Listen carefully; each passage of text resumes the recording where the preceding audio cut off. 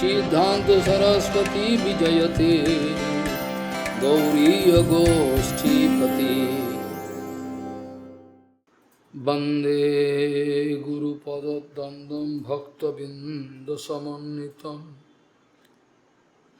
श्रीचैतन्य प्रभुं वंदे नित्यानन्दसहोदितं श्रीनन्दनन्दनं वन्दे Radhika चरणोदयं गोपीजनसमायुक्तं बिन्दावनं मनोहरम्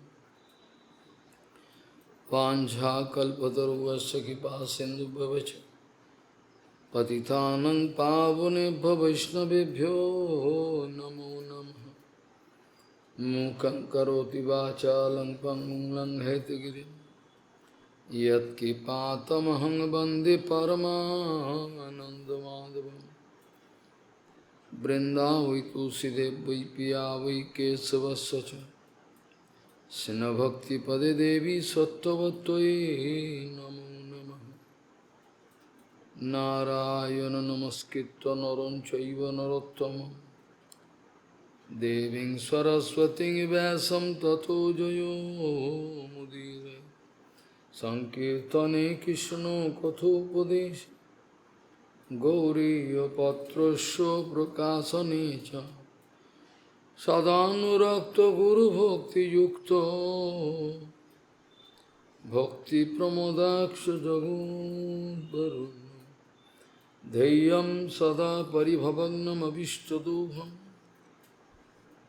Tirthaspadam Siva Virinchanutam Saranyam Vitatiham Panutapal Bhavadiputam Bande Mahapurusate Charanarvindam Yat Padapallavanakhachandamani Chatai Vispurjit Kimapi Vodu Swadarsi Purnanuragara Sasagara Saramurti Saradhika Maikada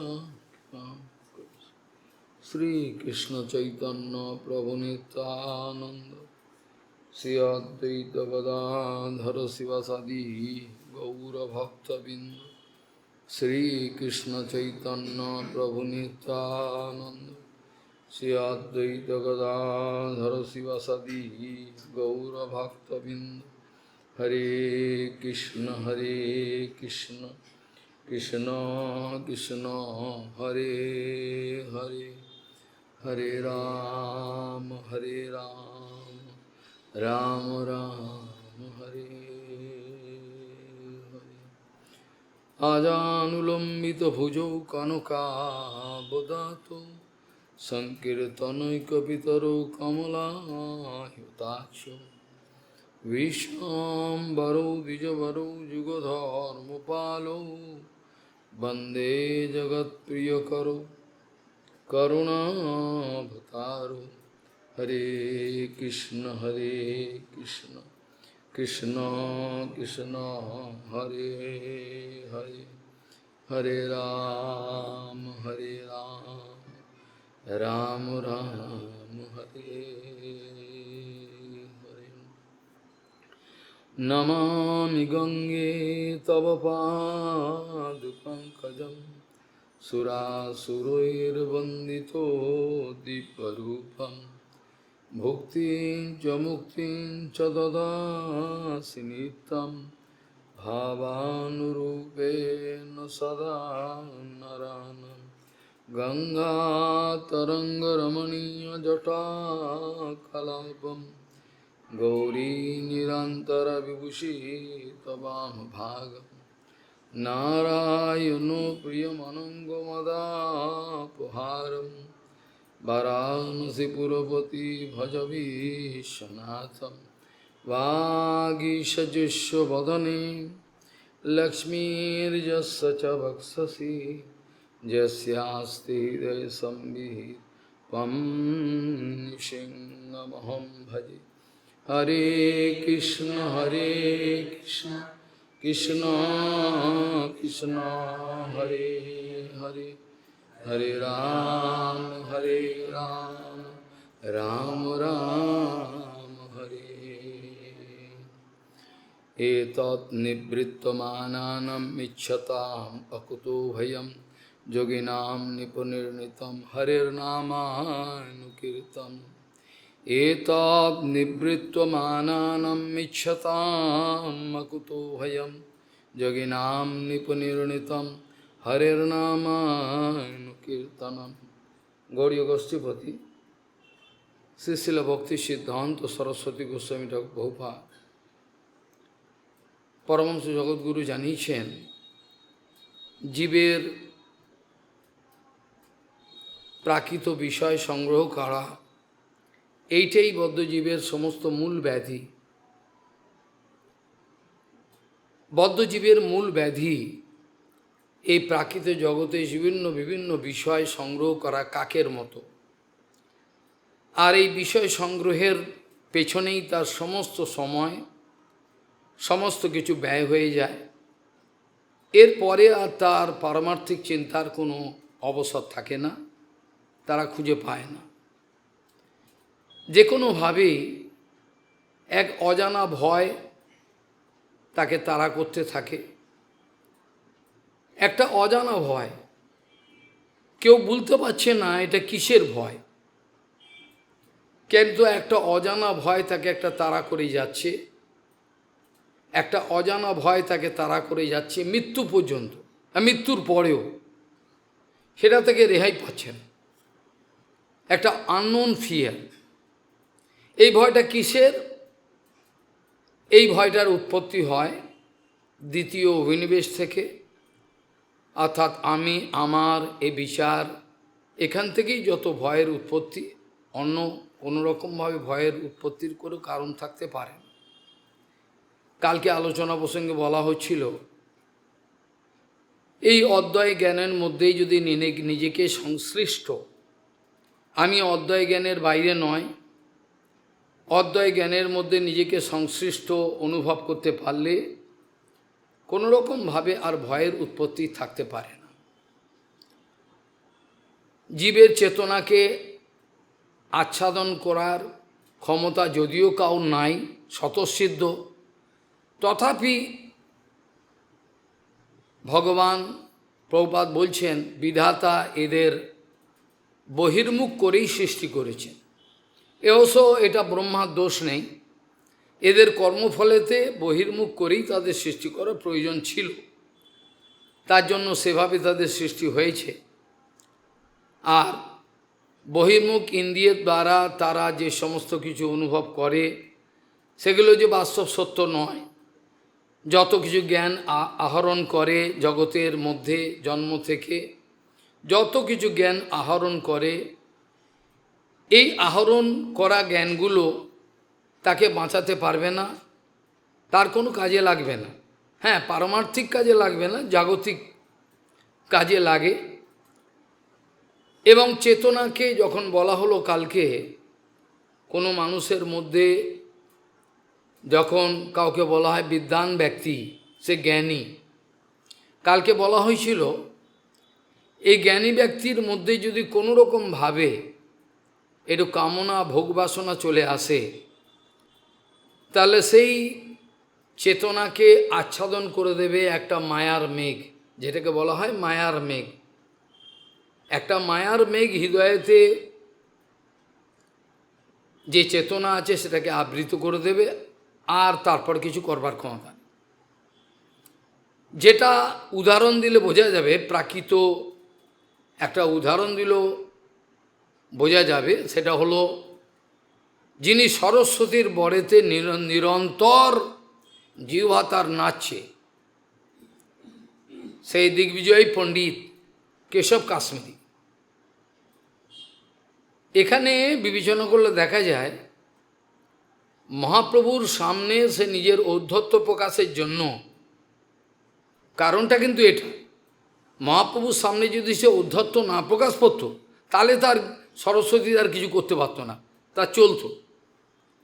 কিন্তু মহাপ্রভুর সামনে ঔদ্ধত্য প্রকাশের জন্য তার অপরাধ হল। অপরাধে কি হলো? তার যে হয়তো এটা জড় জ্ঞান, কিন্তু সেটাও আচ্ছাদন, আর পূর্বের মতো পাঠ করার ক্ষমতা নেই। যে অনর্গল একটু আগেই মহাপ্রভুর সঙ্গে ঝড়ের বেগে ঝঞ্ঝাবাত প্রায় পাঠ করছে, কিন্তু যেই মহাপ্রভুকে উপেক্ষা করা, নানারকম ব্যঙ্গোক্তি, তুমি তো বালশাস্ত্র পড়ো, বাল্যশাস্ত্র হিন্দিতে বলে বালশাস্ত্র, ব্যাকরণ পড়াও, তা তুমি কি বুঝবে এসব অলঙ্কারে? বিনম্রভাবে বললেন, হ্যাঁ ঠিকই কথা, আমি অলঙ্কার কি বুঝবো, আমি ব্যাকরণও পড়াতে পারি না। লোকে বলে আমি বৈয়াকরণিক, কিন্তু আমি ব্যাখ্যা করতে পারি না, আমার ব্যাখ্যা ওরা বোঝেও না।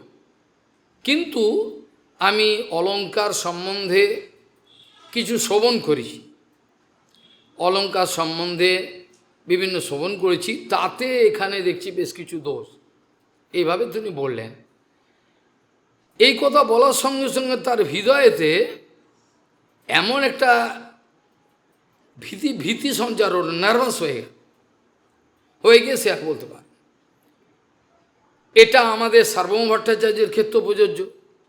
মহাপ্রভুর সামনে ঔদ্ধত্য প্রকাশ করতে করতে কী হলো, মহাপ্রভু যখন বোঝাচ্ছেন আস্তে আস্তে বিনম্রভাবে, তখনও তার বোঝবার ইচ্ছা নেই, তখনও সে ঔদ্ধত্য করছে কি।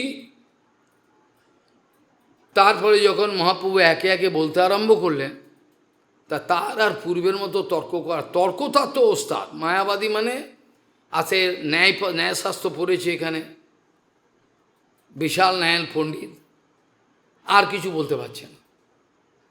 এইভাবে আমাদের যদি জ্ঞান লাভ হয়, অনেকের দিব্যজ্ঞান লাভ হয়েছে বলে অনেকে মনে করে, অনেকটা উঠে গেছে, কিন্তু গুরুচরণে উপেক্ষার পরে ভগবৎচরণ অপরাধ ফলে আবার সে জ্ঞানটা আবৃত হয়ে যায়। নিজেরই জিনিস, নিজে আগে বলেছে, নিজে লিখেছে, এখন আর তারা বুঝতে পারছেন, এখন উল্টো লিখছে। এইভাবে তার জ্ঞান আবৃত হয়ে যায়, আর সে বলতে পারে না। মহাভাগবতগণের ক্ষেত্রে এটা সম্ভব হয় না, কিন্তু যাদেরকে মহাভাগবত বলে, মহাভাগবতের মধ্যেও 3টে ভাগের কথা জীব গোস্বামীপাদ সন্দর্ভতে লিখেছেন। তাদের মধ্যে এমন হতে পারে মূর্ছিত কষায়, তাদের মধ্যে কষায় আছে কিন্তু মূর্ছিত। যেমন একটা সাপ মূর্ছা গিয়ে পড়ে রয়েছে, সাপ মূর্ছা গেছে, কিচ্ছু করতে পারে, এখন সে ফণাতুত কিছু করতে পারছে না।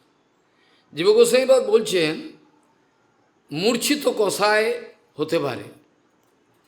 সেই মূর্ছিত কষায় ভক্তের ক্ষেত্রে বলা যায়, যেহেতু তার কষায় আছে কিন্তু মূর্ছিত, কোনো ক্ষতি করতে পারছে না, ভগবত চিন্তান করছে, সবই করছে, মূর্ছিত কষায় থাকতে পারে।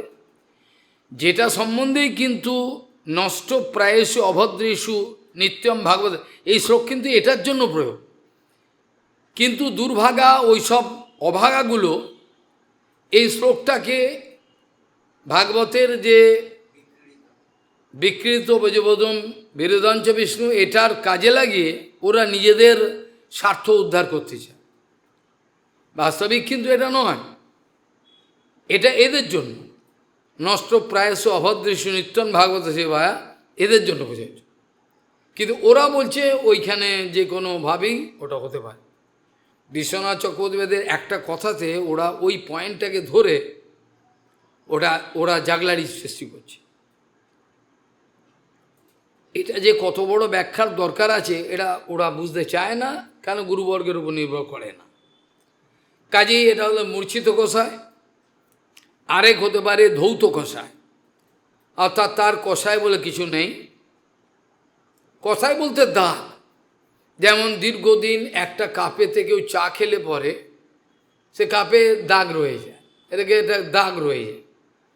কষায় নেই, কিছু মূর্ছিত কষায়, কষায় বলতে দাগ, এরকম ধরনের অবস্থা। আর ধৌত কষায় মানে তার কোনো রকম কষাই নেই। আর আরেক হচ্ছে যারা পার্শ্বদেহ অলরেডি লাভ করেছেন, সেরকম ধরনের যারা মহাভাগবত আছেন, তাদের ক্ষেত্রে তো কোনো প্রশ্নই আসে না এ ধরনের। কাজেই সাধুর প্রকারভেদ কিভাবে কখন কি হয়, এই ব্যাপারগুলো না জানলে পরে মুশকিল। কালকে আলোচনা প্রসঙ্গে বলা হচ্ছিল যে যদৃচ্ছা কথাটার আলোচনা হচ্ছিল। এই যদৃচ্ছা কথাটার মানে কি হতে পারে? আমাদের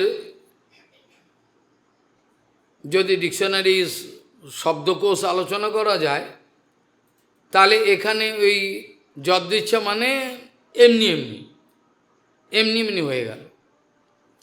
কিন্তু জীবগোস্বামীপাদ বলছেন যদৃচ্ছা কথাটা এমনি এরকম ধরনের, তাহলে এমনি যদি হয় তাহলে সবারকে তোলো না কেন? যদি এমনি হয়ে গেল তাহলে সবার ক্ষেত্রে হলো না কেন? কারোর কারোর ক্ষেত্রে হয়ে গেল, কেউ বঞ্চিত রইল, এর উত্তর কী আছে? এ তো কোনো, আমাদের ভাগবতে অনেক শ্লোক আছে এরকম, যেখানে বলা হয় সাধুগণের গমনাগমন কখন, কেন, কোথায় যান, কী জন্য। বংশীধর বাবা যে রয়েছেন, হঠাৎ চলে গেলেন বাংলাদেশে, তিনি বাংলাদেশ তখন তো ভারতবর্ষেই ছিল, যশোরে চলে গেলেন। কি মন গেল, কে প্রেরণা দিল? সুখদেব গোস্বামীকে কে প্রেরণা দিল, কে খবর দিল? সুখদেব গোস্বামীকে কে খবর দিল যে ওখানে পাণ্ডবের শেষ বংশধর ওখানে রয়েছে, তার মঙ্গলের জন্য আপনি ওখানে যান? একে কেউ খবর দিয়েছিল তাকে? যদৃচ্ছা লাভেন সন্তুষ্ট, যে ও তো নিজে লাভে সন্তুষ্ট, ওর কোনো কিছু দরকার নেই। ও কোথায় কেন যাবেন কার কোনো স্থিরতা নেই, কারোর পরোয়াও করেন না। জগতের কোনো যে প্রাকৃত গুণাবলী তাকে প্রভাবিত করতে পারে না, জগতের কোনো কিছুই তাকে প্রভাবিত করতে পারে না। সে কি করে ওইখানে চললেন? কে খবর দিল? কেউ তো খবর দেয়নি। প্রথমে হস্তিনাপুরে গেলেন, সেখান থেকে সোজা চললেন ওখানে। এগুলো চিন্তার বিষয়। কি করে এই এক একজন সাধু প্রেরণা পেয়ে কী করে কেন যান, কার প্রতি কীরকম দরদ দেখান, কি, এগুলো সব বোঝা মুশকিল। যেমন ভক্তিদেবীর কথা বলতে গিয়ে বলেছ, ভক্তিদেবী কোনো স্বতন্ত্রা, কার ওপর কখন কী জন্য হবে এটাকেও নিয়মের মধ্যে বাধা ধরা কোনো সেরকম। এই যদৃচ্ছা শব্দটা জীবগোস্বামীপাদ রয়েছেন, কেনাপি পরম স্বতন্ত্র ভগবত ভক্ত তৎকৃপা জাত, তার কৃপা যে মঙ্গলোদয়ন, তৎকৃপা জাত মঙ্গলোদয়ন। এটা সন্দর্ভে তিনি লিখছেন। যদৃচ্ছা মানে তিনি ব্যাখ্যা করছেন, কেনাপি কোনো সময় কোনো সাধুর, কেনাপি পরম স্বতন্ত্র ভগবত ভক্ত, তার কৃপাজাত, তার একটা কারোর উপর করুণা হলো, তার ফলে যে মঙ্গলোদয় হলো, সেইটার ফলে হয়ে যায়। এটা আশ্চর্য ব্যাপার। সাধুদেরকে বলা হয় স্বতন্ত্রতার অনেক, আমরা সাধুদের মহৎ বিচলনম নৃণাম গৃহীণাম দীন চেতসাম নিঃশ্রেয়সায় কল্পতে না অন্যথা কচিত। মহৎ ব্যক্তিগণ কেন এখানে করে দৌড়ান বলে কেউ বলতে পারবে না। ভেতরে কে প্রেরণা দেন ভগবান, তাই দৌড়ালেন। কি জন্য দৌড়ালেন, কি তার কাজ? তার তো কোনো স্বার্থ নেই। জড়জগতের লোক বলে নিশ্চয়ই ওর স্বার্থ আছে, না দৌড়ালেন কেন? জড়জগতের কোনো কর্মই স্বার্থ ছাড়া নিষ্পন্ন হয় না।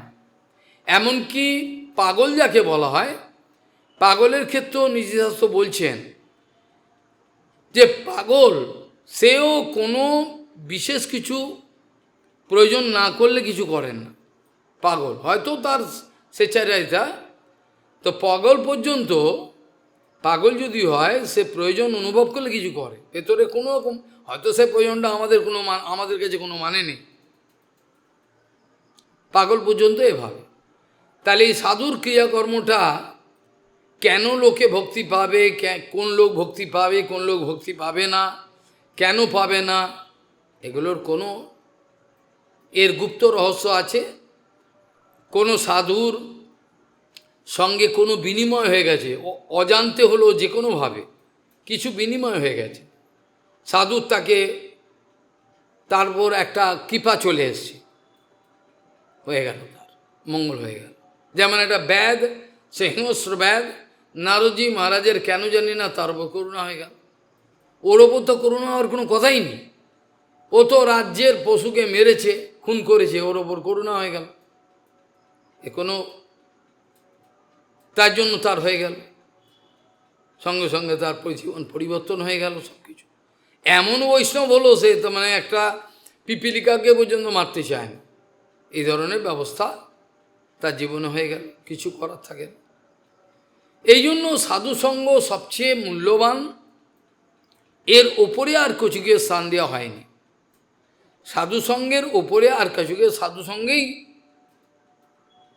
সবচেয়ে বেশি গুরুত্ব দেওয়া হয়েছে সাধুসঙ্গ, আর অন্য কিছুকে এতটা গুরুত্বপূর্ণ দেওয়া হয়নি। সাধুসঙ্গের দ্বারাই মানুষের জীবনের যাবতীয়, সঙ্গ বলতে প্রীতি বিনিময়, সঙ্গ বলতে নাটক নয়, আমি সঙ্গে থাকলাম সব কিছু করলাম কিন্তু প্রীতি আমার হলো না, তাহলে সেক্ষেত্রে হবে না। এইভাবে সর্বশ্রেষ্ঠ গুরুত্ব দেয়া হয়েছে সাধুসঙ্গকে, এর ওপরে অন্য কিছুকে, সাধুসঙ্গ ছাড়া অন্য কিছুকে গুরুত্ব দেওয়া হয়নি। এখানে আমরা আলোচনা প্রসঙ্গে বিগত দিনে আলোচনা করছিলাম, ভগবানের কাছে যে প্রশ্ন করেছেন উদ্ধবজি মহারাজ, যে যারা মুমুক্ষু বলতে এখানে বিষয়ে থেকে উপরত হতে যান, সাধারণ মানেটা হয়, এটি ধরা যায় সাধারণ মানে। যথা তম অরবিন্দাক্ষ যদৃশম বা যদাত্মকম ধ্যায়েত মুমুক্ষরে তৎ মে ধ্যানম মে বক্তুম অর্হসি। এখানে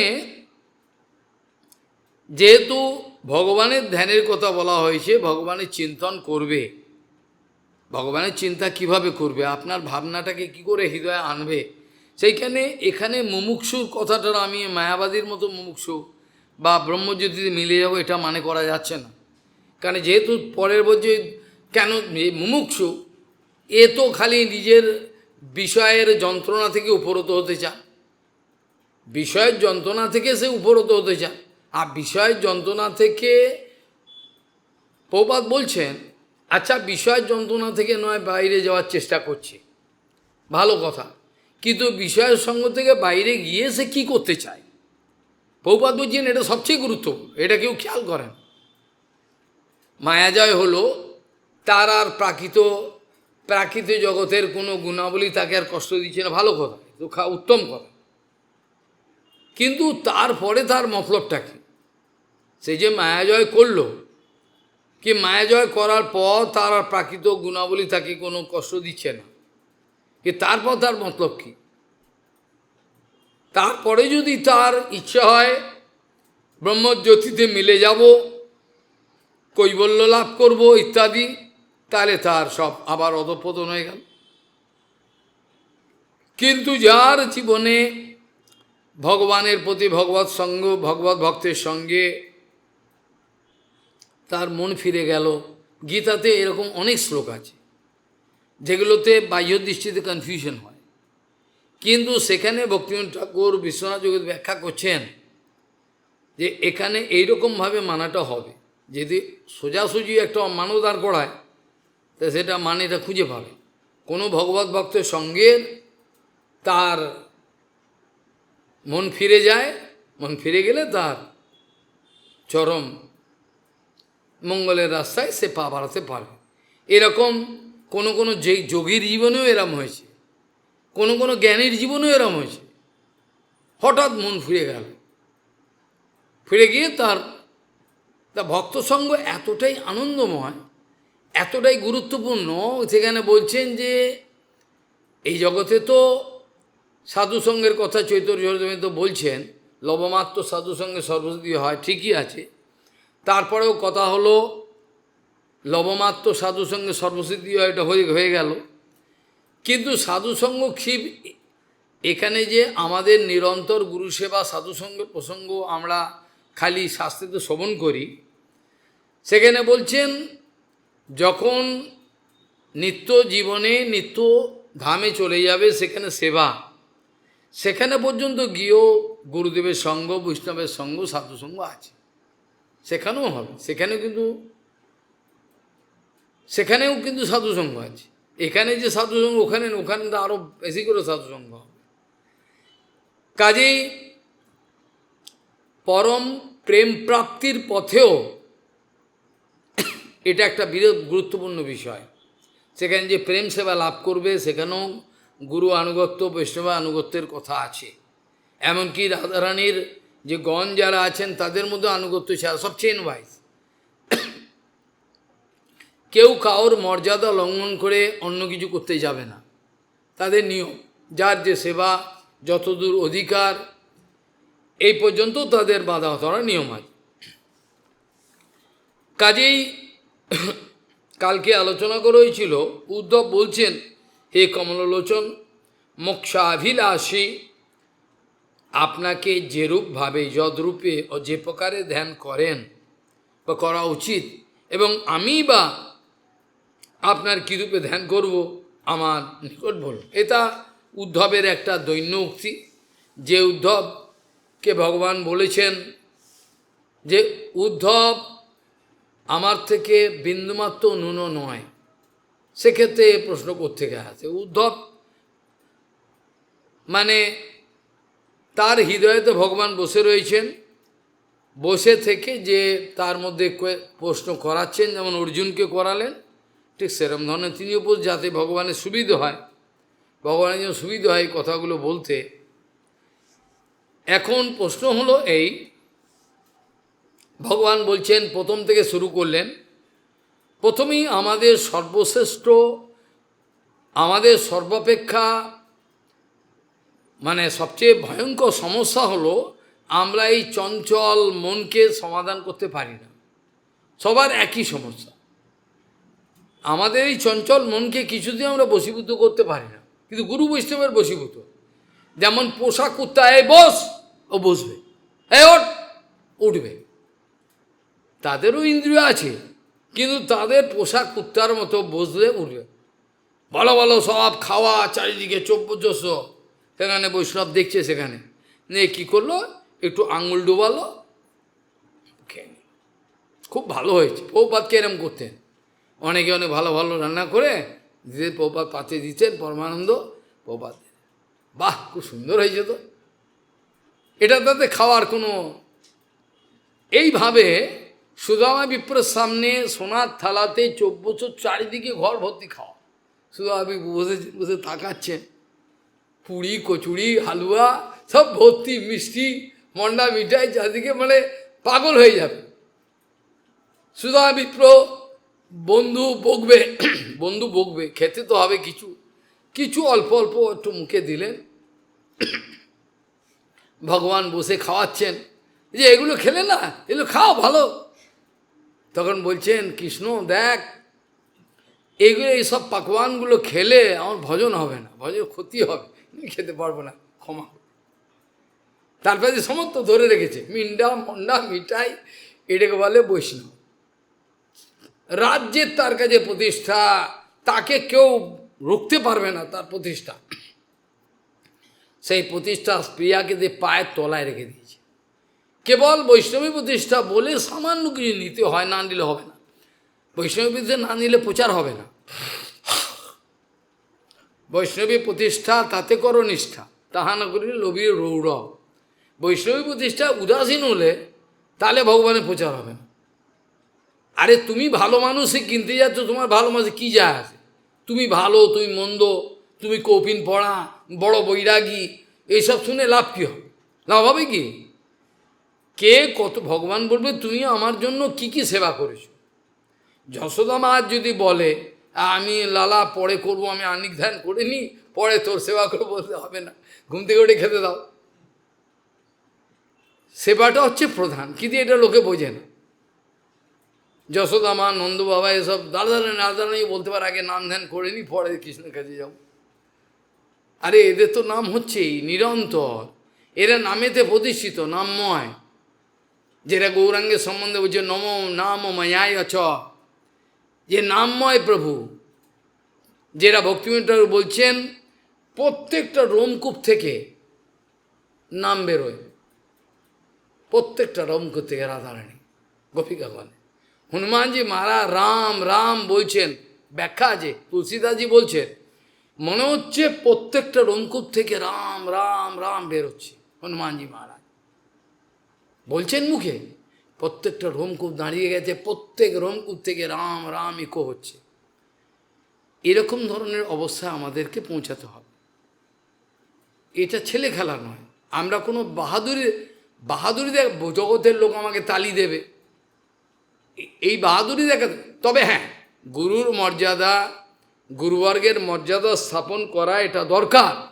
তাতে যদি কিছু নাম হয়ে যায় হবে, গুরুবর্গের মর্যাদা স্থাপন করতে হবে। তো এখন গুরুবর্গের মর্যাদা স্থাপন করতে গেলে বলা যায় সমগ্র পৃথিবীতে যে ছিল ভক্তিপ্রমোদ পুরী গোস্বামী মহারাজকে লোকে উপেক্ষা করেছিল, এখন তার পতাকা উঠছে।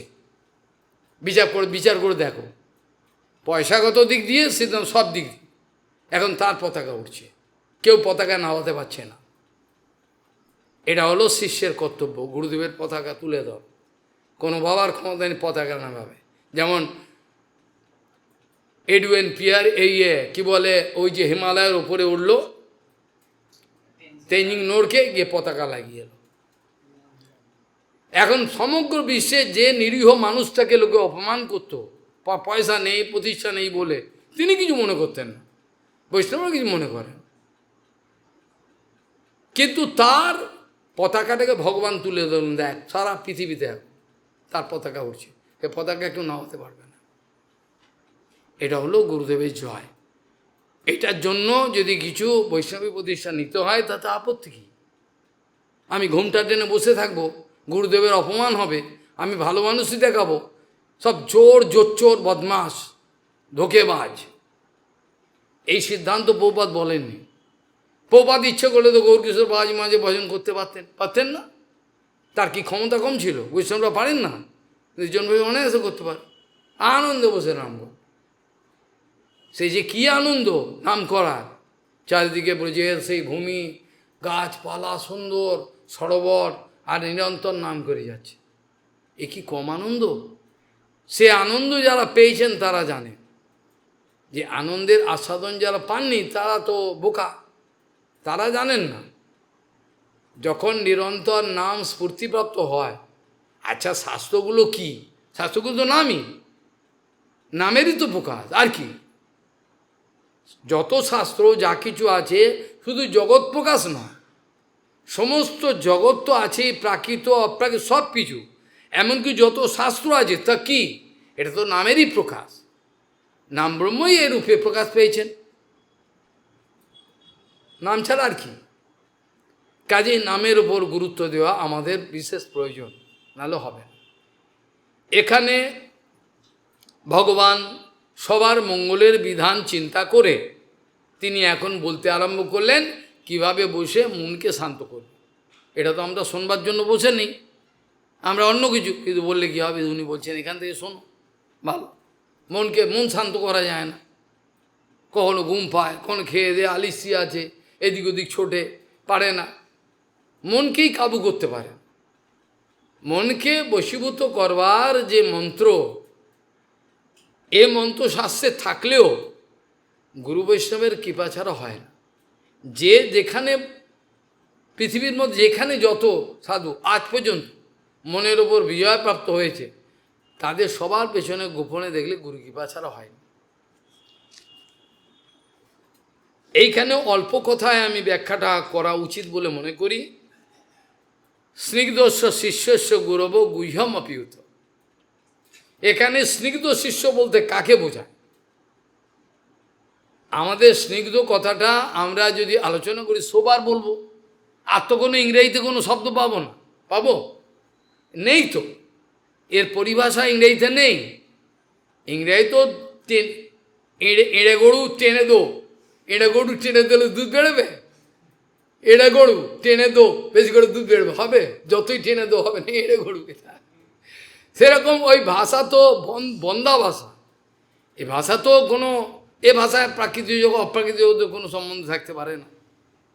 যদিও এই সম্বন্ধে অনেকে প্রশ্ন করেছিল, আমরা দেখেছি ভাষার মধ্যে কোনো সাধু যদি কোনো ভাষা বলে, অনেকে বলেছেন, আমার সহজই আলো বলছে তাকে ইনট্যাক্ট কোনো ভাষাতে ভাষান্তর করা যাবে না। প্রভুপাদ বলছেন কেন করা যাবে না? কেন করা যাবে না? ভাষান্তর তো না করলে লোকে বুঝবে না। ওরা বলছে ভাষান্তর করা যাবে না। প্রভুপাদ বলছে কেন?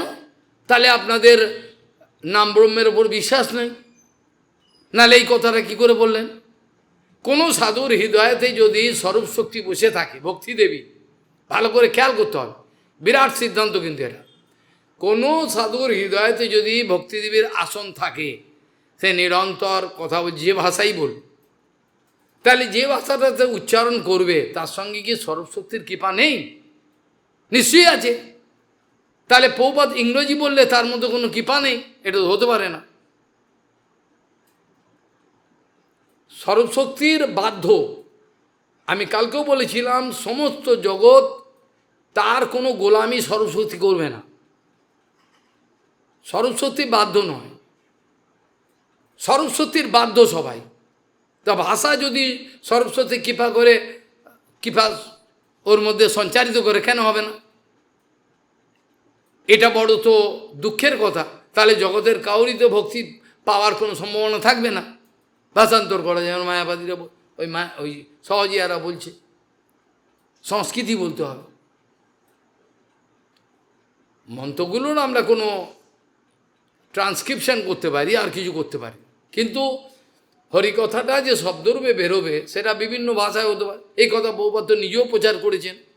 যখন দক্ষিণ ভারতে প্রভুপাদ বসে বাংলাতে গোদাবরী স্থিতে রায়রামানন্দ যেখানে মহাপুরুষ সঙ্গে সংবাদ হয়েছিল, ওখানে বসে তিনি অনর্গল বাংলা বলছেন, যেখানে কেউই বাংলা বোঝে না, তাই কি না? কোনো ব্যক্তি তো বাংলা বোঝে না। তো হয় কি ব্রহ্মচারী বললে, প্রভুপাদ এখানে দয়া করে বাংলা বলি, তো বুঝে না। তা আমি তো বাংলা বলিনি, আমি ইংরাজিও বলিনি, সংস্কৃত কিছুই বলিনি, আমি তো হরি কথা বলেছি। এই কথাটাই গুরু মহারাজ বলতেন ফরেনারদের, বললে ও তো বাংলায় বলছে, বলে বাংলা বললে ওখানে গিয়ে বসে থাক, বাংলা বললেও বস, এবার বলতেন। নরোত্তম ঠাকুরের ভাষা, তিনি কি মণিপুরি জানতেন? মণিপুরি জানতেন না। তিনি গৌরাঙ্গের কথা প্রচার করবেন কীর্তনের মাধ্যমে। তার হৃদয়ে সরস্বতীর আসন, তিনি ওই মণিপুরের মন্দিরে বসে দেদার কীর্তন বাংলা ভাষায়। তো কিছুই তো বোঝে না ওরা, ওরা কোনো মণিপুরি বোঝে? কিছু বোঝে, অত কেঁদে ভাসাচ্ছে। এটা কী করে হয়? এখানে প্রত্যক্ষ কথা যারা তখন সেই সময় তারা দেখেছেন তারা জানেন। পশু পাখি ঝুরে পাষাণ বিদরে শুনি যার গুণকথা। নরোত্তম ঠাকুর লিখছেন, নরোত্তম ঠাকুরের যে কথা কীর্তন বেরোচ্ছে তার মধ্যে স্বরূপ শক্তির প্রাকট্য বিশাল প্রভাব। তারপরে ওখানে পশু পাখি যারা শুনছেন, এর আমি অনেক প্রমাণ দিতে পারি ভগবানের ইচ্ছায়, একটা নয়। কত বুড়ো বুড়ি ছোঁয়ান সব চারিদিকে বুঝে রয়েছে, কিছু মানে বোঝেন না কী বলছেন না বাবা, কিন্তু সবাই কেঁদে ভাসাচ্ছে, সবাই তো কাঁদছে। কী জন্য কাঁদলেন কিছু মানে বুঝছেন না। ভাষা তো বলছেন মণিপুরীরা বাংলা ভাষা বলছেন। আচ্ছা, কৃষ্ণের ইংরেজিতে হয়েছিল সো বেনুগীতা। বেনুগীতার মধ্যে আজ থেকে 6 বছর আগে ব্যাখ্যা হয়েছিল, 4-6 বছর আগে। বেনুগীতার মধ্যে বিভিন্ন পুঙ্খানুপুঙ্খ কিছু ব্যাখ্যা করা হয়েছিল। বেনুগীতাতে পরিষ্কার আছে যে ভগবান যখন বংশীধ্বনি করছেন, সেই বংশীধ্বনিতে ছোট ছোট যে বাছুরগুলো একদম সদ্যজাত, মায়ের স্তনপাত করছে এরকম করে, যেই ভগবানের শ্রীকৃষ্ণের বংশীধ্বনি এলো, তারা কী করলো? স্তনপয় কবলা, এরা মুখে স্তন পান করা বন্ধ করে দিয়ে আমি দেখছি চুপচাপ। লেখা আছে, ব্যাখ্যাটা আছে। 6 বছর আগে কেউ যদি পড়ে, আনন্দ শোনে, যদি পাগল হয়ে যাবে আনন্দ,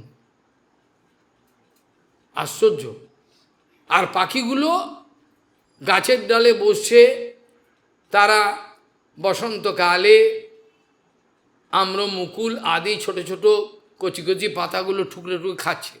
আর যেই ভগবানের বংশীধ্বনি কানে এলো, সঙ্গে সঙ্গে চুপ, আর মুখও নড়ছে না, মনে হচ্ছে না একটা মাঞ্চ কেউ যেন ছবি এঁকেছে, পুরো স্ট্যান্ড স্টিল হয়ে গেছে। যে যমুনা প্রবাহিত হচ্ছে তে স্ট্যাগন্যান্ট কন্ডিশন হয়ে গেছে, সে স্রোত বন্ধ। আর পাথর যার কোনো মুভমেন্ট হওয়া সম্ভব নয়, সে গলে গিয়ে প্রবাহিত হচ্ছে, সে গলে যাচ্ছে, গিয়ে মোমবাতি যেমন চলে যায় এরম যাচ্ছে। তাহলে বিরুদ্ধ ধর্ম সব সৃষ্টি হয়ে যাচ্ছে, এর ধারণাই নেই। কোন রাজ্যের কথা আলোচনা হচ্ছে এদের ধারণার মধ্যেই নেই, এখনো চেতনা হয়নি, জানে না কোন রাজ্যের কথা আলোচনা হচ্ছে, এ জানে না, জানলে বুক ফেটে যেত। তাহলে এখানে ভগবান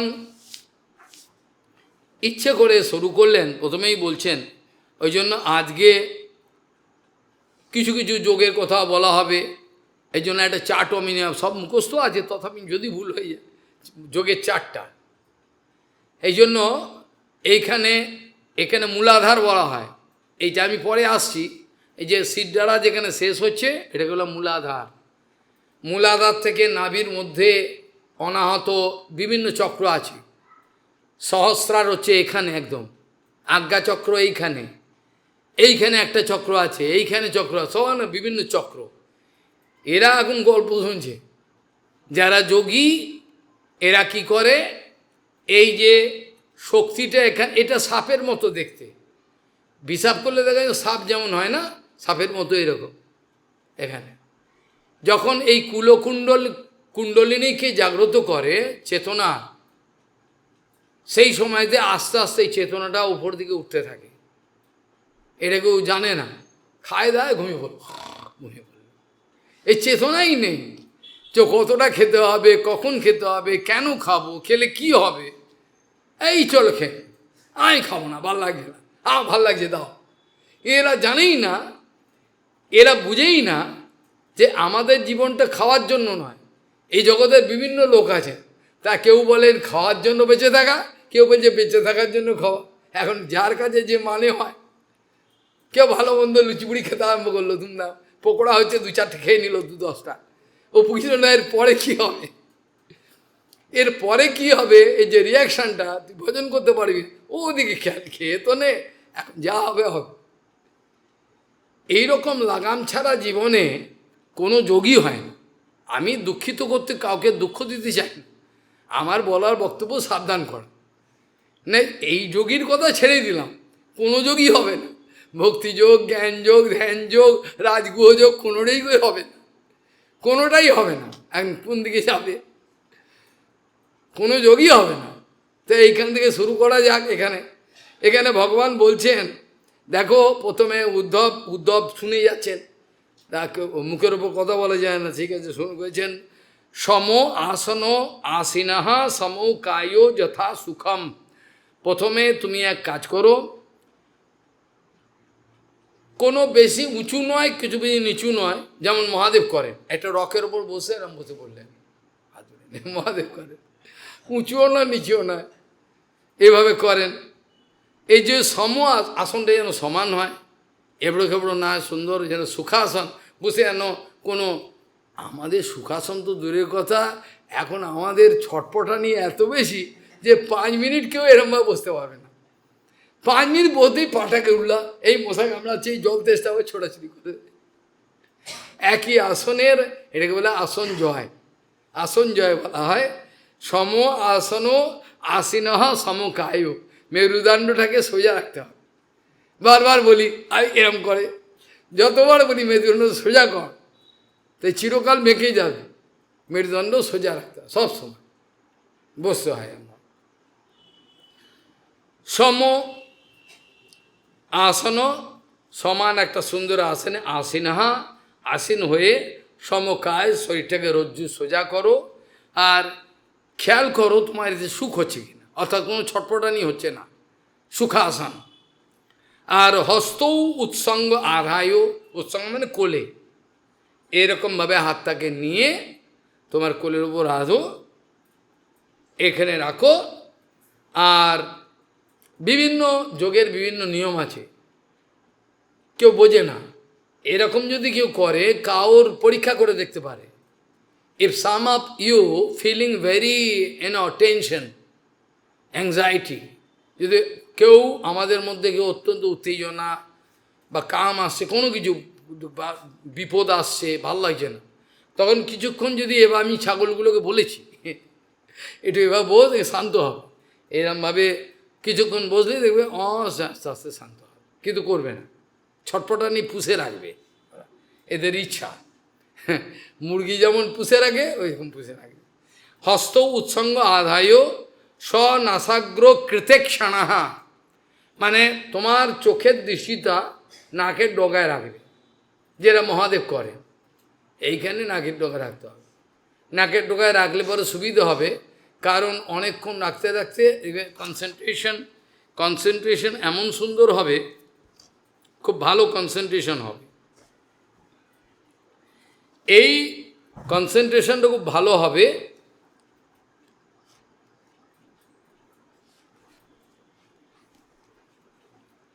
এই জন্য ভগবান বলছেন হস্ত উৎসঙ্গ আদায় স্বনাসাগ্র কৃতেক্ষণাহ, তোমার মনটাকে এই তোমার চোখটাকে এখানে রাখো, হয়তো হবে না, কিন্তু দিনের পর দিন অভ্যাস করতে, 3 বেলা দিনে করতে করতে দেখে মন। তবে আমাদের যে প্রসঙ্গ মহাপ্রভু বলেছেন, এটার আমি একটু কম্পারেটিভ স্টেটমেন্ট পরে করব, এখন যেটা আছে সেটাই করি। আমাদের মহাপ্রভু যে পদ্ধতি বলেছেন অনায়াসে মন জয় হয়, কিন্তু এটা করলে তবে সংকীর্তনে যখন কারোর মন মজে যায় তখন এমনি তার আর কোনো লাগে না, যার জন্য মহাপ্রভু এটাই দেখিয়েছে। যাগো, এখন এখানে এই হচ্ছে প্রধান কথা। আর আমাদের যে প্রাণ আছে, এ প্রাণ যে সঞ্চারিত হয় 5টা বায়ুতে বিভাজিত হয়ে, 5টা বায়ুতে প্রাণবায়ু বলা হয়। প্রাণ, অপান, উদান, সমান ইত্যাদি সমস্ত এই 5টা ভাগে বিভক্ত হয়ে প্রাণ অন্তঃকরণে থাকেন, কিন্তু এই বায়ুকে সাহায্য নিয়ে তার ক্রিয়াকর্ম করে।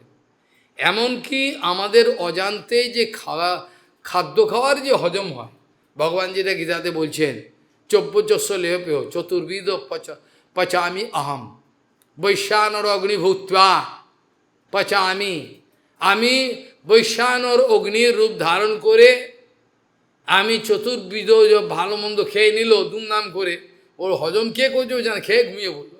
ভেতরে যে হজম চলছে কে করালো ওই তো আর নেই, ওটার খোঁজ নেয় না কেউ। হজমটা কে করালো, তুই করালি না কে করালো, এ হজমে কেউ কেউ অনুসন্ধান রাখে না। আচ্ছা, যে ঘুমিয়ে পড়লো হৃৎপিণ্ডটাকে কে চালাচ্ছে, রক্ত চুঁ চুঁ করে যে চলছে সারা শরীরে পাম্প করছে, কে করাচ্ছে, এর অনুসন্ধান আমরা রাখি না। আমরা এতটাই বোকা, এতটাই জড় শরীরের বাহ্য জগতের এতই অভিনিবিষ্ট যে এই ক্রিয়াকর্মগুলো কে করাচ্ছে তার অনুসন্ধান আমরা রাখি না, আমাদের প্রয়োজন মনে করি না। তাহলে মানুষের চেতনা হয় কে করাচ্ছে অজান্তে। আবার কোনো মানুষ ঘুমিয়ে রয়েছে, সে বলছে আজকে আমার ঘুমটা খুব ভালো হয়েছে, ডিপ গাঢ় ঘুম হয়েছে। আর গাঢ় ঘুম যদি হয় তাহলে এটা অনুভব কে করলো, তোর তো তুই তো ঘুমিয়ে পড়েছিস, তাহলে কে অনুভব করলো যে আমার গাঢ় গাঢ় নিদ্রা হয়েছে, এটা কে বুঝল? এটা কেউ অনুসন্ধান করে না, কেউ জানে না। উপনিষদে বিস্তৃতভাবে এসব আলোচনাতে কিছু শোনবার লোক নেই, বোঝবার লোক নেই, কেউ ধৈর্যই নেই, পারবে না। প্রথম কথা, মনুষ্য জীবন অত্যন্ত অল্প, অনেক কিছু আমাদের করবার জিনিস আমরা খুঁজে বার করি, তার মধ্যে এইগুলো এতই গুরুত্বপূর্ণ, এতই গম্ভীর, এগুলো মাথা যন্ত্রণা করে। কত হাজার আমাদের নারী আছে চারিদিকে ছড়িয়ে রয়েছে, 72,000-এর মতো নারী চারিদিকে ছড়িয়ে বিভিন্ন শিরা অবস্থায়, কেউ অনুসন্ধান নাই। তার একটা সিস্টেমে যদি গণ্ডগোল হয় তাহলে গণ্ডগোল হয়, আবার শরীর খারাপ হবে। ওই জন্য যোগীরা নিজের শরীরকে নিজে ভালো করতেন কি করে, এর একটা অদ্ভুত, এই আলোচনা এখানে আমি করব না। যোগীরা নিজের শরীর নিজে ভালো করে, পৃথিবীর মধ্যে এগুলো রেকর্ড আছে। একজন ব্যক্তি বলছে আপনার ক্যান্সার হয়েছে, বাঁচবেন না, ও নিজের কনসেন্ট্রেশন করে কিভাবে ক্যান্সার রোগে বাইরে চলে গেল। এগুলো অ্যাবসেন্ট হিলিং বলা হয়। এগুলো লোকে মনে করে এগুলো গেঁজা ঘুরি, খালি আমি ডাক্তারের কাছে দৌড়বো, ক্যাপসুল খাবো বেশি করে, জল দিয়ে ঘুমিয়ে পড়লাম, এইবার শরীর ঠিক হলো। কি শরীরকে নিজেই ঠিক করা যায়। খাওয়া, চলা ফেরা, চিন্তা, সঙ্গ। আমার কথায় যদি বিশ্বাস না হয়, আমি লিখিতভাবে স্ট্যাম্প পেপারে বলছি, কেউ যদি লিখে নেই, নিজের শরীর মনকে নিয়ন্ত্রণ করা যায় অনায়াসে, কেউ যদি অনুভব করতে পারে। শান্ত থাকবে শরীর, সব কিছু যা শুনে ছক করে ক্যাচ করতে পারবে, অনুভব করতে পারে, সব করবে। তার খাওয়া দাওয়া, চলাফেরা, ঘুম, সঙ্গ, সব কিছু নিয়ন্ত্রণ। আমি কি করব, আমায় দোকানে থাকতে হবে বললে হবে না, কিছুতেই হবে না। তা আমি রিস্ক নিতে পারবো না, না রিস্ক নেওয়া যাবে না। আমার জীবনের সর্বসময় প্রত্যেকটা ক্ষণ আমার সৎসঙ্গ করতে হবে। কোনো এমন একটা সময় ফ্র্যাকশন অফ সেকেন্ড আমি বার করতে পারবো না যে সময় তো স্বাস্থ্যের চিন্তা, ভগবানের চিন্তা, ধামের চিন্তা, নামের চিন্তা, গুরুবের চিন্তা হলো না, এটা হবে। আমার জীবনের সাকসেস, উন্নতি, ভজনের এই রহস্যের উপর নির্ভর করছে। কে কত পরিমাণে চতুর, কে কত পরিমাণে চতুর, সে আহার আদি পুরো জগতে সাজানো আছে। ভগবান যত খাবে সব দিয়ে দেবে, সব সাজিয়ে রেখেছে তো, কত ভগবান ভক্তজন দিয়েছে, কিন্তু তারা নেবে না। তাই জানে নিলে আমার অসুবিধা হবে, আমি এগোতে পারবো না। প্রথম কথা হলো, আমার চেতনাকে সবসময় যদি বিকাশ রাখতে চাই, তাহলে আমার কিভাবে আমার আহার আদি করতে হবে, আমার আহারটা কিভাবে করতে হবে। যে আহারের দ্বারা আমি চিন্তা করব, আমি যে আহারটা দিলাম, আমি একটা মানুষ রক্ত মাংসের পিণ্ডি খেয়ে নিলাম, এটা নয়। ওরা আহারের সময় ভগবানের নাম চিন্তা করে আহার করে, প্রাণে আহুতি দিচ্ছে, বোঝা গেল। তারা যখন এক এক গ্রাস নেয়, নিয়ে এরা মুখে দেয়, প্রাণে আহুতি দিচ্ছে। যেমন আগুনেতে অবলেশন বলা হয় না, আহুতি দেয় এরকমভাবে, হ্যাঁ, ঠিক এরকম অগ্নিতে যেমন ঘিতাহুতি দেয়। আমাদের শরীরে বাইরে দেখতে কোনো আগুন ফাগুন নেই, কিন্তু আগুন আছে, আমাদের ভেতরে আছে।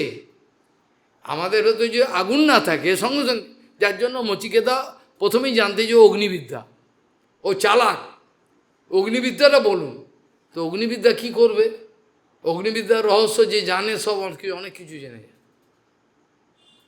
এই ধরনের চিন্তায় যেতেই চায় না।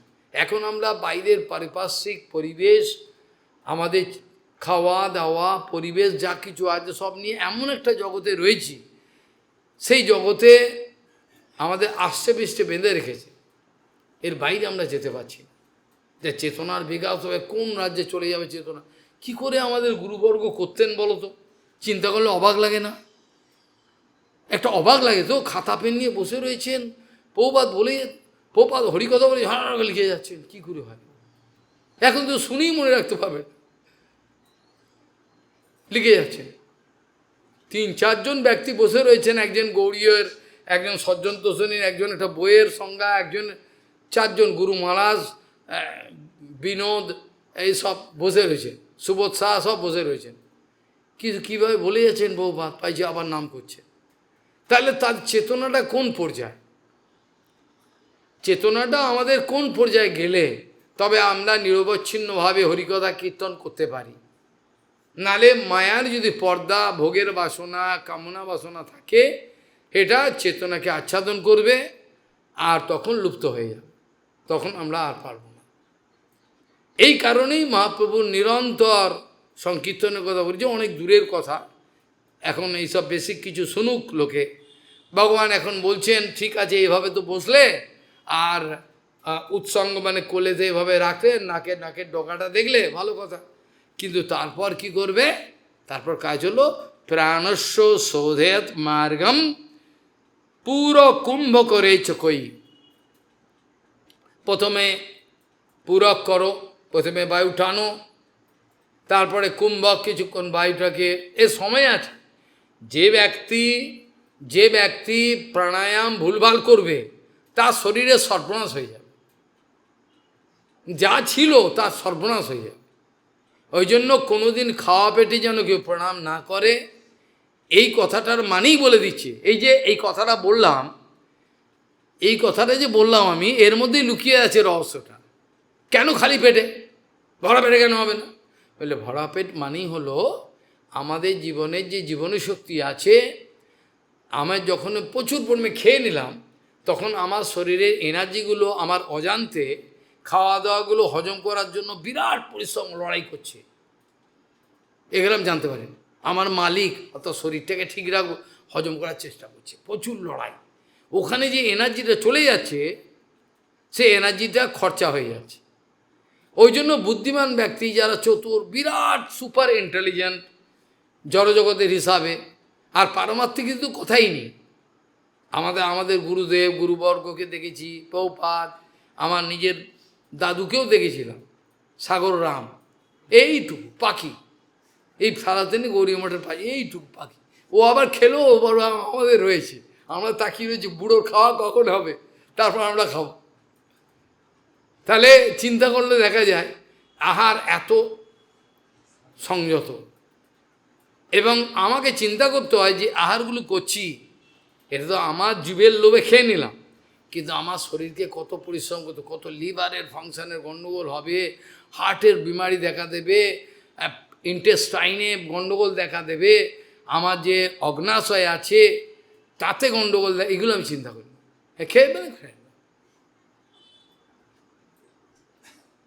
মহাদেব যে মহাদেব স্বয়ং ভগবান, ও তো যোগেতেই বেঁচে থাকে, তো ও তো কখনো কখনো আহারের একটা লীলা করেন, তাতে দেখা যায় নুন ছাড়া, কোনো নুন নেন না, আনলো না, তেল এবার সামান্য। কেন করেন? নিরন্তর ওই করতে। এই কেউ খায়, মুখে দিলে থুতু করবে, ওইটা খাচ্ছে না। আর আমি খাই, তারকেশ্বরে ভোগ হয় লবণ ছাড়া, তারকেশ্বরে ভোগ হয় লবণ ছাড়া, সদাসি। কাজেই এখন প্রাণকে কি করে শোধন, প্রাণকে শোধন মানে সবচেয়ে বড় কথা, যে গলাটা আমি হরিকথা প্রসঙ্গে বলতে বাধ্য হচ্ছি, কেন অন্য প্রসঙ্গে সময় কোথায় পাবো। আমাদের যে বডিতে যে টক্সিক জিনিসগুলো উৎপন্ন হয় খাওয়ার ফলে, চিন্তার ফলে, ক্রোধের ফলে, কোনো মানুষ যখন ক্রোধ করে তার ভেতরে একটা এমন এমন জিনিস তৈরি হয় যেটা শরীরের ক্রিয়াকর্মের বাধা, ভয়ঙ্কর যখন ক্রোধ হয়ে যায়, আমি জানতে পারি না। এই জন্য এই যে জিনিসগুলো জমা হয় আমাদের শরীরে, সেইগুলোকে তাড়াতাড়ি এলিমিনেট করতে হয়, যেটা যোগীরা পারেন, ভক্তিযোগী জ্ঞান যোগীরা পারেন। কারণ ওদের ডিটক্সিক এই যে এটা বার করতে পারে। আমরা কি করি, যে সময়তে আমাদের শরীরটা বিশ্রাম দিই রাত্রিবেলা, সেই সময় পুরো শরীর ওটা রিপেয়ারিং হয়। যারা বড় বড় সব খেলোয়াড়, যারা বুদ্ধিমান তারা জানে ওই সময়তে খেতে নেই। কেন? ওই সময়তে যদি আমি বেশি করে খাওয়া দিয়ে দিই, তাহলে শরীর আর রিপেয়ার করতে পারবে। ওই যারা অধিক খায় তারা তাদের বৃদ্ধ হয়ে যায়, এই বুড়ো হয়ে যায়, ও শরীর রিপেয়ারিং কাজ হয় না। তারা যৌবন ধরে রাখতে পারে যাদের রিপেয়ারিং কাজ ফাস্ট হয় রাত্রে, প্রচণ্ড, ওই সময় ঘুম হয়, ঘুমানোর সময় রিপেয়ারিং কাজ, বডি রিপেয়ার করে ফাটাফাট ফাটাফাট। কি ওই সময় আমরা কি করি, বেশি করে খেয়ে দিয়ে, আর খাওয়ার জন্য এনার্জি চলে যাচ্ছে, বডি রিপেয়ার করতে পারছে না। ওরা মনে করে ওই খেতে দেবে না বলে এইসব কথা বলছে, তা নয়। রাজ্যের খাওয়া ভগবান ঠেলে ঠেলে পাঠিয়ে দিচ্ছে, ঠেলে ঠেলে।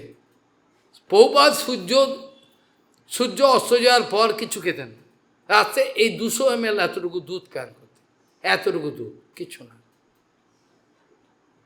বোঝে না লোকে এগুলো কেন এর সঙ্গে জড়িত, এটা না বললে যদি এদের মধ্যে কেউ করতে চায় তাহলে হবে না।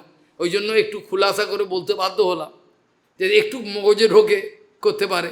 এরা বলছেন প্রাণস্য শোধেত মার্গম। কোনো ব্যক্তি খিদে সহ্য করতে পারে না, খিদে ওটা দুম করে খেয়ে নিল, মিষ্টি দোকানে ঢুকলো, গান্ডে বিন্ডে 2-4টে খেয়ে, দই ফই নিয়ে খেয়ে নিল। এই যে কি ক্ষতিকারক। বিশেষ করে বর্তমান যুগের 100 ভাগ লোকের মধ্যে 99.99 ভাগ লোক অসুস্থ হচ্ছে। কেন? ওই ফাস্ট ফুড, তা তোর কুত্তার মতো খেয়ে দৌড়াবো, ওটা যে কত বড় ক্ষতিকারক। বারবার খাবো, কুত্তার মতো খাবো, আর রোল খেয়ে নিলাম, এটা আর দুম করে একটু ক্যাম্পাগলা খেয়ে নিলাম। এই যে কি সর্বনাশ করছে। হসপিটালে ভিড় ভালোই হচ্ছে, হসপিটালে ভিড় হচ্ছে, সুন্দর। এইভাবে শরীরকে সুস্থ রাখার যে মেকানিজম, যে একটা পদ্ধতি আছে, এটাকে জানতে হবে। এমনকি আমার তাকানোটা পর্যন্ত, আমি যে তাকাবো কাউর দিকে, গুরু বৈষ্ণবের দেখবে খেয়াল করে, যদি খেয়াল না করে তো ভালো করে এখন থেকে খেয়াল করবে, তাদের ওঠা বসা চলা খাওয়া তাকানো কোনো ক্রিয়া সব মধ্যে যেন মনে হচ্ছে জাদু আছে, কি একটা যেন অদ্ভুত জাদু। কাউ দিকে তাকলেই ওর শান্তি হয়ে যায়, শান্তি, ভেতরে একটা শান্তি নেই। ও দিকে তাকিয়েছে, কেমন আছো, ভালো আছো, বলল, ভেতর শান্তি হয়ে। বামন গোস্বামী বলতে, কেমন আছো, ভালো আছো। এইভাবে দেখা যায় গুরু বৈষ্ণবের জাদু আছে। কিন্তু যারা পাষণ্ড অপরাধ করে তাদের সেই জাদুটা কাজ করে না। কেন? ওই অপরাধ আছে তো, এরা প্যাসিভ একটা গার্ড হয়ে যায়। হ্যাঁ, বলছেন প্রাণস্য শোধয়েত মার্গম পুরো কুম্ভ করে চোখই। প্রথমে আমরা পূরণ করলাম, এবং বলা ভালো কোনো বিষাক্ত কারখানার গাড়ি ধোঁয়া চলছে ওইখানে যেন কেউ না করে। এগুলো না বললে কেউ যদি করে অসুস্থ আমাকে দোষ দেবে, আর করতে বলছি না, আমি সংকীর্তনেই লেগে থাকো যদি কেউ করে। ওই জন্য বিশুদ্ধ নদীর তীরে বাগান গাছ যেখানে বিশুদ্ধ বায়ু আছে সেইখানে এটা করার নিয়ম, বিষাক্ত জায়গায় করার নিয়ম নেই। যখন তখন বেলা 10টার সময় শুরু করলাম হবে না, সূর্য উদয়ের আগে মন শান্ত থাকবে, ওই সময় করতে হয় ভালো। তো এখন প্রথম কথা হলো বায়ু তো গ্রহণ করলো, বায়ুর গ্রহণ করার তারও পদ্ধতি আছে, কত সেকেন্ড গ্রহণ করবে, আর এটা যে করবে কতবার করবে, সব এর গাইডেন্স চাই। নিজে নিজে করলে অসুস্থ হয়ে যাবে। কিভাবে একটা যোগীর হার্ট থেকে আরম্ভ করে সব কিছু ঠিক থাকে। আরে অন্য কথায় ছেড়েই দিলাম, খালি আমাদের হরিদ্বারে যে বাবা আছে রাম বাবা, তারই দেখো এত বয়স চুল কুচকুচ করছে, বাচ্চা ছেলে মতো। আমি বলছি না ওর আদর্শ তোমরা নাও, ও একটা কি, ওকে দিয়ে কী করবো আমরা, ওই ছাগল ব্যবসা করছে। কিন্তু কথার কথা, সেই যে যোগ করছে, পতঞ্জলি এক বলেছিল, ও এক করছে, তাই হোক করছে, কিন্তু যোগের এটা দেখায়। তো এত বয়স হয়ে গেছে কিন্তু বুঝতে পারে না, মনে হয় যেন 40 বছর হয়নি এত। এই জন্য আমাদের শরীর থেকে, শরীরের যে সিস্টেমটা, তার মধ্যে থেকে যে যত পরিমাণে চিন্তা, নাকারাত্মক চিন্তা বাদ দিতে হবে। নাকারাত্মক মানে ঋণাত্মক, হবে না, কিছু লোক আছে হবে না, কিছু লোক আছে বললেই দেখবে সঙ্গে সঙ্গে, মানে যেমন বেড়াল যেমন গায়ে জল দিয়ে ধুমকা লাফিয়ে ওঠে, শুনবে আগে সা শুনবে না, বলা হবে না, অর্থাৎ ও জীবনটাই নাকারাত্মক, ও হবে না দিয়ে ওর জীবন শুরু হয়েছে। যার জীবনটা হবে না দিয়ে হয়েছে তার জীবন হবে নাই, হবে হবে নাই হোক। আর যার জীবনে হবে না বলে কোনো কথা নেই, হবে, কেন হবে না, সাহস রাখতে হবে। এদের জীবনের শক্তি আলাদা থাকে। মানুষ নিজের কাছেই নিজে পরাজিত হয়, নিজের কামের কাছে, নিজের ক্রোধের কাছে, লোভের কাছে নিজেই পরাজিত হয়। অন্য শত্রু বাইরে কাকে খুঁজবে? প্রথমত নিজের কাছেই নিজে পরাজিত হল, আর কাকে বাইরে শত্রু? রাবণ তো নিজেই পরাজিত, ও আবার অপরকে মারতে যাচ্ছে, এই মেরে নেবো, এই দেখে নেবো, তো নিজেই নিজের কাছে পরাজিত। গুরু বৈষ্ণব কি নিজের কাছে নিয়ে পরাজিত হয়? হয় না, কারণ তারা কাজেই এখানে বলছেন প্রাণটাকে শোধন কর। প্রাণ মানে প্রাণবায়ু, এর মাধ্যমে যে কতটা বিষাক্ত জিনিস আমাদের চলে যায়। আমাদের বিষাক্ত জিনিস কী কীর মাধ্যমে যায়? প্রথম কথা হলো ইউরিন, তার মাধ্যমে যায়, ঘামের মাধ্যমে চলে যায়, মলমূত্র তো আছেই, বিভিন্ন রকমভাবে আমাদের শরীর থেকে চলে যায়। এই জন্য আমাদের জীবনে এমন কিছু জিনিস বেশি খাওয়া উচিত, বেশি মানে পর্যাপ্ত, মোটামুটি, সেটা আমাদের রেচন ক্রিয়া সাহায্য করবে। আমরা তা করি না, আমাদের যেটা ভালো লাগবে সেটা বেশি খাবো, কিন্তু যেটা আমাদের রেচন ক্রিয়া যে এলিমিনেট করবে, বিষাক্তকে বডি থেকে এলিমিনেট করবে, সেই জিনিসগুলো পাবে। কাউ জানে এটা হলে আমি সুস্থ থাকবো, বেশি করে সেবা করতে পারবো, বুঝে গেল? এই জন্য তারা খাবে না। ও যেটা ভালো লাগবে সেটা করবে। কাজেই প্রাণস্য শোধয়েত মার্গম, প্রাণের মার্গ, এটাকে শোধন করা কই চারটিখানি কথা না, এটা করা যায়, কিন্তু ভালো করে ভগবান বলছেন এইভাবে করতে পারো। পূরক, কুম্ভক আর রোচক এর দ্বারা হয়, কিন্তু তারও নিয়ম আছে। কবার পড়বে, একবারে কতক্ষণ ধরে পূরক করবে, কতক্ষণ কুম্ভক ধরে রাখবে বায়ুটাকে, তারপরে রেচন ক্রিয়া ছেড়ে দেবে, এগুলো সব নিয়ম আছে। যোগী এই অভ্যাস করতে করতে এমন একটা পর্যায়ে চলে যায়, যোগী তার এই সব করতে করতে অভ্যাস করতে করতে এমন একটা পর্যায়ে পৌঁছে যায়, যখন তে 2-3 দিন যাবৎ একটা গর্ত খুঁজে, আমরা আমাদের জীবনে দেখি গর্ত খুঁড়ে মুখটা নিচের দিকে রেখে বায়ু মাটি দিয়ে, আমরা আমাদের বাচ্চাবেলায় দেখেছি, এখন আর সেইরকম লোক নেই। সে তো নিষ্ঠা নাই না। আর নিষ্ঠা বলতে তার তার লাইনে তার নিষ্ঠা, যাই হোক এটা নেই। আমরা নিজে দেখেছি, গর্ত করলো মাটিতে মেলা ফেলাতে করতে, মাথা রেখে নিচে দেখেছেন আপনি, আর মাটিকে নিচে করে মাটি দিয়ে বন্ধ করি, সমানে ধরি পাটা ওপরে, আরে বাপরে বাপ, বায়ু ধরে রেখেছে। আর আমাদের পরিশ্রম করলে মাথার জল হয়, আমাদের যে অ্যালভিওলাই আছে, আমাদের বায়ু প্রকোষ্ঠে আমাদের জং পড়ে যাচ্ছে, কেন? আমরা পরিশ্রম করব না, ঘেমে গেলে অসুবিধা হবে, আমাদের ওই জন্য শ্বাসের রোগ হয়, আমরা এগুলোকে কাজে লাগাই না। এটাকে যে অ্যাক্টিভ রাখলে, শরীর অ্যাক্টিভ রাখলে সুবিধে। এই বায়ুর প্রকোষ্ঠগুলো এরা দীর্ঘদিন অকেজো থেকে থেকে, এটা অকেজো থেকে থেকে কাজে লাগছে না, এই জন্য প্যাসিভ হয়ে যায়, আর তখন লোকের শ্বাসের রোগ হয়। কেন? ওই আর বায়ু ধরে রাখতে পারছে না, দীর্ঘদিন জং পড়ে রয়েছে, খালি ঘুমিয়ে রয়েছে। আবার অন্য কারণেও হয়, অন্য কারণে হতে পারে, বংশ পরম্পরা অনেকের হয়, বেশিরভাগ এই কারণ। কাজেই বিপর্যয়ে নাপি শনৈর অভ্যাসেত নির্জিতেন্দ্রিয়। ভগবান বলছেন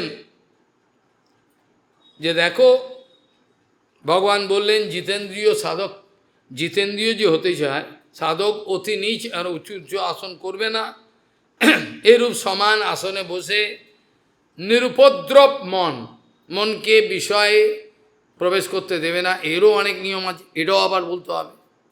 ধ্যান ধারণা এগুলো সব নিয়ম আছে, কিভাবে আস্তে আস্তে নিয়ে নিয়ে ধেয় বস্তুর সঙ্গে মনকে একাকার করে দেওয়া, এগুলো সব পরের ব্যাপার হবে, এগুলো সব এখন আলোচনা নেই। তা বলছেন নাসিকার অগ্রে রাখবে, তো বলেছি আমি অগ্রবাদ। এটা করতে করতে কি করবে? পূরক, কুম্ভক আর রেচক দ্বারা প্রাণবায়ু পথ পরিষ্কার করবে। এগুলো রেচন, বডি থেকে রেচন অর্থাৎ দূষিত পদার্থগুলোকে এলিমিনেট করো। পুনরায় অনুলোম বিলোম আছে, অনুলোম বিলোম এরম করলে, এটা হচ্ছে এক ধরনের, গলি করলে আবার এরম করে বলল না, এরমভাবে ঘোরাতে হয়, ঘুরিয়ে ঘুরিয়ে এগুলো করতে হয়। এই জন্য বলছেন যে কুম্ভক রেচক দ্বারা প্রাণবায়ু পরিষ্কার করবে, পুনরায় বিলম্ব ক্রমে অর্থাৎ বিপরীতভাবে ধীরে ধীরে প্রাণকে নিরোধ করবে। এইভাবে কি করবে? এইবার আসি আমাদের যে চার্ট আমরা রয়েছে মূলাধার, সেখান থেকে কীভাবে আমাদের কুলকুণ্ডলীকে জাগাতে, অনেকেই পারে, যারা যোগী যোগ শিক্ষা করেছে তাদের অনেক সংযত হতে হয়। ভক্তিযোগে অত বিপদের সম্ভাবনা নাই, তাহলেও বিপদ আছে, যেহেতু অপরাধ করছে। সবচেয়ে সোজা হলো ভক্তিযোগ, কোনো পরিশ্রম নেই, কিছু নেই, সব জিনিসগুলোকে ভক্তির অনুকূলে ঘুরিয়ে দাও, সব জিনিসগুলোকে ভক্তির অনুকূলে ঘুরিয়ে দাও, তাহলেই হয়ে যাবে। কিন্তু এইসবেতে জ্ঞানী যোগী তাদের অনেক বিপদ, কোনো সময় যদি ভুল হয়, পদস্খলন হয়, জ্ঞানী ব্যক্তির যদি পদস্খলন হয়, তার নিন্দা শোনা যায়, প্রচুর নিন্দা জ্ঞানী ব্যক্তি। কিন্তু ভক্তিযুগের ততটা ভয়ঙ্কর, কিন্তু কেন? ভক্তি তার ভেতরে যদি আস্তে আস্তে আবার করে, আবার হয়ে যাবে। কি জ্ঞানী ব্যক্তির নিন্দা হবে না। ভক্তিযোগের অনেক সুবিধা আছে, যার জন্যই গীতার ওই শ্লোকগুলো না, যেখানে বলছেন যে যদিও সে কোনো বিপরীতমুখী কিছু করে ফেললো, ভাগবতে বলছে, গীতাতেও বলছেন, ভাগবত গীতাতে আবার শ্রীমৎ ভাগবতী মহাপুরাণে, বিকর্ম যচ্চ উৎপতিতন কথঞ্চিত ধনুতে সর্বম হৃদি সন্নিবিষ্ট। তাহলে এই কথাগুলোর যে আশ্বাসন দিচ্ছে, কত সুবিধে। বিকর্ম হয়ে গেল, কিন্তু যোগীর হলে পতন, আর কেউ মানবে না। কিন্তু ভক্তিযোগের ক্ষেত্রে বিকর্ম যচ্চ উৎপতিতম কথঞ্চিত, হঠাৎ হয়ে গেল, তার ইচ্ছে ছিল না, সে আবার ধুয়ে দেবে, ধুতে পরিষ্কার হতে পারবে যদি কপটতা না থাকে। বিকর্ম যচ্চোৎপতিতম কথঞ্চিত ধনৌতি সর্বম হৃদিসন, আমি সেইগুলোকে পরিষ্কার করে তার হৃদয় থেকে। এ সম্বন্ধে অনেক অপিচেত সুদরাচারো ভজতে মাম অনন্যভান সাধুরেব সমন্তব্য সম্যক ব্যবস্থিত হি স। এগুলোর বিস্তৃত ব্যাখ্যা হওয়া প্রয়োজন মাঝে মাঝেই, কারণ আমরা ভুলে যাই, শুনি ভুলে যাই। এখানে ভগবান বলছেন, দেখো এইভাবে তোমাকে গীতা বিপরীত করবে, ধীরে ধীরে পান নিরোধ করবে। এগুলোর দ্বারা ভগবান প্রাণকে শোধন করার কথা বলেছে, যদিও এটা ভক্তিযোগের তুলনায় কোনো কিছুই নয়, কিন্তু তথাপি এর দ্বারা প্রাণকে শোধন করা যায়, অনেক উপরে ওঠা যায়। নোংরা চিন্তা আসছে, এটাকে কাটানো যায়, কেউ যদি পরীক্ষা করে করে দেখতে পারে। বিশেষ করে যাদের মস্তিষ্ক এজিটেটেড হয়ে থাকে, উত্তেজিত, মানে মাথা খারাপ কি করে হয়, মস্তিষ্ক উত্তেজিত না, নিউরনগুলো চেতিয়ে রয়েছে, মানে যেমন টেম্পার নিয়ে একেবারে সিটিয়ে থাকে ওরকম, ওই জন্য ওটাকে বলে মস্তিষ্ক বিকার। যাদের নর্মাল থাকে তাদের এটা হয় না। ওই জন্য ওদের এই অভ্যাসটা করাটা উচিত, অন্তত কিছু না করতে অন্তত কিছুক্ষণ এরমভাবে বসলো, কিন্তু করবে না, ঘুমিয়ে থাকবে, 9টা পর্যন্ত 10টা পর্যন্ত ঘুমিয়ে থাকবে, কি করবে, কে মেরে তুলবে, কেউ তো নেই। আমাদের গুরুমায় তো সময় হতো, গুরুমায় বলেছিলেন আশ্রম করো না, আশ্রম করার দরকার করবো। কিছু গুন্ডা এলো 8টার সময় উঠে দাঁত মাজিয়ে, গুরুমায় বলতেন, এসব আর নাম বলছি না, গুন্ডা এসে 8টার সময় দাম মাজিয়ে, দেখছেন চারিদিকে কথা। এই হিংসাতেই এদের জীবন চলে গেল, পুরো জীবনটাই হিংসাতে চলে গেল। যে হিংসা করে সে হিংসিত হয়। গুরু বৈষ্ণব হিংসা করে না, হয়তো কড়া কথা বলে, স্নেহতে জগতের মঙ্গল। ভক্তিনাথ ঠাকুর সেদিনকে বলেছিলেন না একটা কথা, যে পর সমালোচনা বাধ্য হয় সে জগতের মঙ্গলের জন্য। এইভাবে দেখা যায়, আলোচনা করলে সেখানে বলছেন প্রাণস্য শোধয়েত মার্গম পুর কুম্ভ করে চকই বিপর্যয়ে নাপি, বিপরীতভাবে আর কি, বিপর্যয়ে নাপি শনৈর অভ্যাসেত নির্জিতেন্দ্রিয়। তারপর তুমি জিতেন্দ্রিয় হতে পারবে, আর তোমার মন কামের দিকে যাবে না, খাওয়ার দিকে কিছু হবে না, জিতেন্দ্রিয় হয়ে যাবে। হরিভজনে জিতেন্দ্রিয় হওয়াটা একান্ত দরকার। আমরা যদি মহাপ্রভুর লীলার নকল করি, এই মহাপ্রভু বলছে আকণ্ঠ করি, আবার আরে আকণ্ঠ করি চিন্তে কাণ্ডে পিণ্ডে, আমাদের মতো নয়। মহাপ্রসাদ পেয়েছে, তারপর সংকীর্তন হজম হয়ে গেছে। এখন যদি ওইটা নকল করবো, বাকিটা নেবো না, ওইটুকু অংশ আমি নিয়ে নিলাম, নিজেদের দুষ্কৃত কর্মকে সাপোর্ট দেওয়ার জন্য। ওই তো ওখানে বলেছে ওটা নিয়ে, বাকিটা নিলাম, সর্বদা করো নাম সঙ্গে, ওটা নেবো না, ওটা হলে অসুবিধা হবে,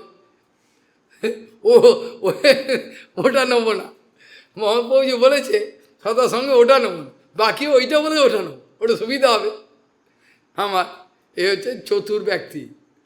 এইভাবে চালাকি করলে হরিভজনে এগোনো যাবে না, হবে না। যাই হোক, এখানে বলছেন, ভগবান বলছেন ভালো করে, এই আজকে বোধহয় এইটি সেই দেখানো বিস্তৃত আলোচনা হবে না।